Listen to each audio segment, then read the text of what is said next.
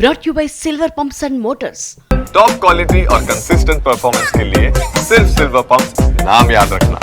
వందేళ్లుగా వాయిదా పడుతున్న కులగణనని చేపట్టామన్నారు సీఎం రేవంత్ రెడ్డి. ముస్లింలకి ఎప్పటి నుంచో రిజర్వేషన్లు అమలవుతున్నాయని, ఈ విషయంలో బీజేపీది వితండవాదమని విమర్శించారు రేవంత్ రెడ్డి. అయితే రేవంత్ వ్యాఖ్యలకి కౌంటర్ ఇచ్చారు కేంద్ర మంత్రి కిషన్ రెడ్డి.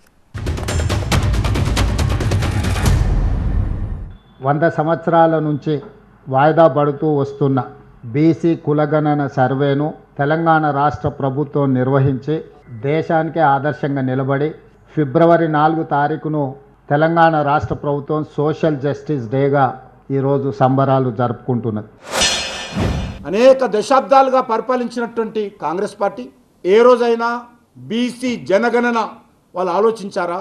అనేక రాజకీయ పార్టీల నుంచి, అనేక బీసీ సంస్థల నుంచి డిమాండ్ వచ్చినప్పటికీ, పార్లమెంటులో చర్చ జరిగినప్పటికీ ఏ రోజు కూడా కాంగ్రెస్ పార్టీ బీసీ జనగణనకు అంగీకరించలేదు. మీ ఇంటర్ప్రిటేషన్లోనే, మీ అనువాదంలోనే తప్పులు ఉన్నాయి. గతంలో ఏబిసిడి ఉండేది, ఇప్పుడు ఈ యాడ్ అయింది. ఏబిసిడిలో దూదేకులు ఎప్పటి నుంచో రిజర్వేషన్ ఉంది, మీకు తెలుసు కదా, తెలుసా మీకు? చాలామంది ఉన్నారు. 1979 నుంచి రిజర్వేషన్లు ఉన్నాయి ముస్లింలకు. చాలా కులాలు ఉన్నాయి, దగ్గర పూర్తి డేటా ఉంది. రేవంత్ రెడ్డి గారు రాజకీయాలు రాకముందే ముస్లింలో ఉన్నటువంటి దూదేకుల లాంటి కులాలు బీసీలలో ఉన్నారు. ఆ రకంగా దేశమంతా ఉన్నారు.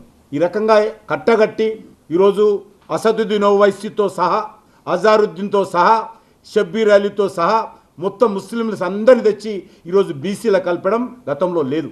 అది భారతీయ జనతా పార్టీ వ్యతిరేకిస్తుంది. मैं बोला मोदी जी ओबीसी नहीं है बाय जन्म, legally converted OBC. He is legally converted OBC क्योंकि वो मुख्यमंत्री बनने के बाद वो जाति को ले आके ओबीसी में जमा किए, भर्ती किए. మోదీ గారికి సంబంధించినటువంటి కులాన్ని మండల్ కమిషన్ ఆధారంగా ఆ రోజు అప్పుడున్నటువంటి కాంగ్రెస్ పార్టీ ప్రభుత్వము బీసీ జాబితాలో చేర్చడం జరిగింది. కనీసం ఆ రోజు మోడీ గారు ఎమ్మెల్యే కూడా లేడు. ఆ తర్వాత కేంద్ర ప్రభుత్వం, కాంగ్రెస్ పార్టీ ఆధ్వర్యంలోని కేంద్ర ప్రభుత్వమే జాతీయ స్థాయిలో కూడా కులాన్ని బీసీలో చేర్చడం జరిగింది.